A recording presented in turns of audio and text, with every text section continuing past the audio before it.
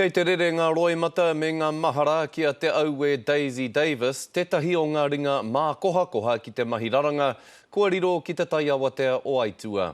Nōna pōnei i tau atua i te tū pāpaku ki tōna marae kāinga ki Toki Kapu, kei roto o Waitomo.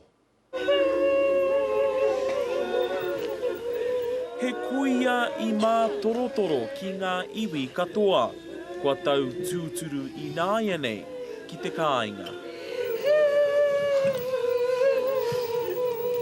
E waru te kaumārima ngā tau o te aue Davis, ka riro nei i te mate pukupuku. He wahine rongonui i te ao Māori, he oi ko tōna ngākau i pūmau ki tōna iwi. Kei te hotu te manawa mō tō mātou kui.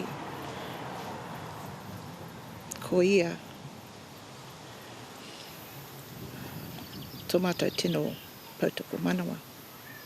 I tēnei marae e 5 tau ki muri, i whakawhiwhia a te aue ki tētahi o ngā honore nui a te kuini o Ingarangi mo te rauhi i ngā taonga Māori, ko te tino o aua taonga, ko te harakeke.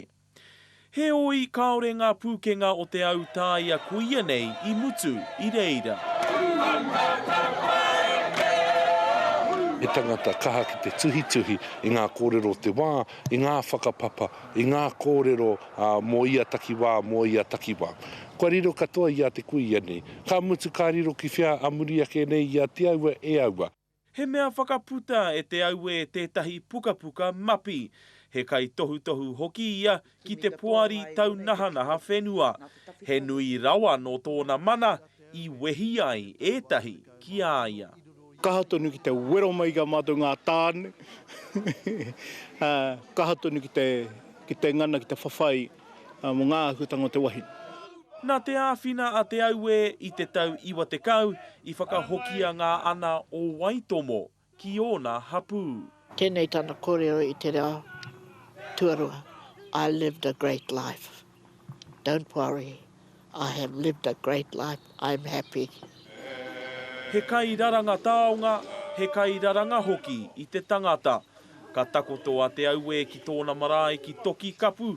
Hei te taite, ka tāpukengia ki te rua kōiwi o ōna mātua tīpuna. Ki ngikiri ona te karere.